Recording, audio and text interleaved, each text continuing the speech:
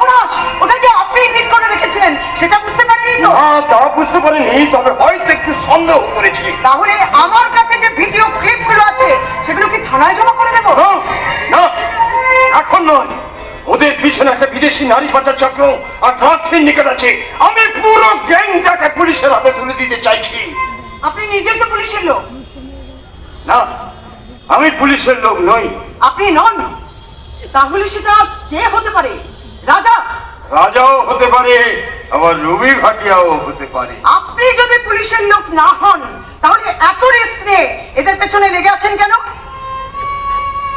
ওরা ওরা আমার ছোট বোনটাকে বিদেশে পাচার করে দিয়েছে।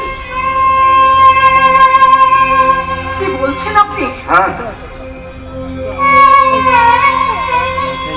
আজ থেকে অনেক দিন আগে বাবা মা মারা যাওয়ার পর ছোট্ট বোনটাকে ওদের আশ্রমে রেখে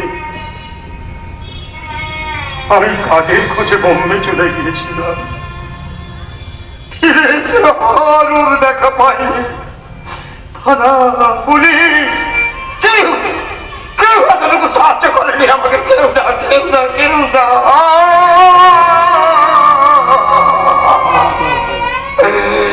এই তো চোখের জল মুছে ওদের প্রতিশোধের ব্রত নিয়ে চিনেম্যান সেজদের দলে ঢুকেছি। চিনেম্যান। আশ্চর্য, এত চিনে ভাষা আপনি জানলেন কেমন করে? না না না, ওগুলো মোটেই চিনে ভাষা নয়। আমার যখন যেমন এসেছে আমি বানিয়ে বানিয়ে তাই বলে দিয়েছি। কে জানে দিকে আসছে, তুমি চলে যাও, চলে যাও, চলে যাও। দেখে তোমার সাহস তো কম নয় বর্ষা। আবার তুমি এখানে এসে হাজির হয়েছ। মিস্টার ভরত আমাকে ডেকে পাঠিয়েছেন। ভরত ব্যবসা কাজে বাইরে গেছে।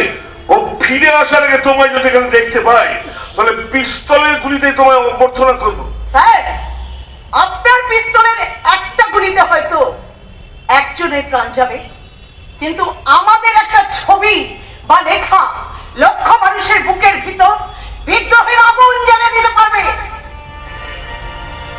আর আগুন, সেই আগুন কিন্তু কোনো গরিব বড়লোক নেতা মন্ত্রীর